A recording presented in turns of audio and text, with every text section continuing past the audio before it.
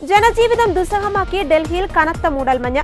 ഇതേ തുടർന്ന് തലസ്ഥാനത്തും പരിസര പ്രദേശങ്ങളിലും ദൃശ്യപരത പൂജ്യത്തിലേക്ക് താഴ്ന്നു. 100-ലധികം വിമാനങ്ങൾ വൈകി. ഡൽഹിയിൽ കൊടും തണുപ്പാണ് ഇപ്പോൾ അനുഭവപ്പെടുന്നത്. 7 വിമാനങ്ങൾ റദ്ദാക്കുകയും 184 വിമാനങ്ങൾ വൈകുകയും ചെയ്തു. ദില്ലിയിലേക്കുള്ള 26 ട്രെയിനുകളും വൈകി ഓടുന്നതിനാൽ 6 ട്രെയിനുകളുടെ സമയത്തിൽ മാറ്റം വരുത്തിയിട്ടുണ്ട്. രാജ്യ തലസ്ഥാനത്ത് ഇന്ന് രാവിലെ 9 ഡിഗ്രി സെൽഷ്യസ് താപനില രേഖപ്പെടുത്തി.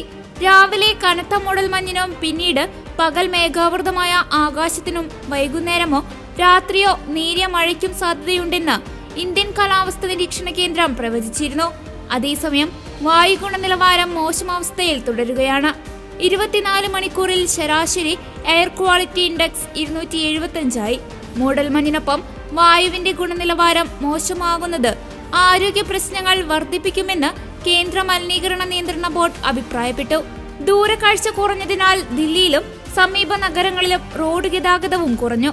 കുറഞ്ഞ ദൃശ്യപരത വിമാനങ്ങളെ ബാധിച്ചേക്കാമെന്ന് ബജറ്റ് കാരിയറുകളായ ഇൻഡിഗോയും സ്പേസ് ജെറ്റും മുന്നറിയിപ്പ് നൽകി.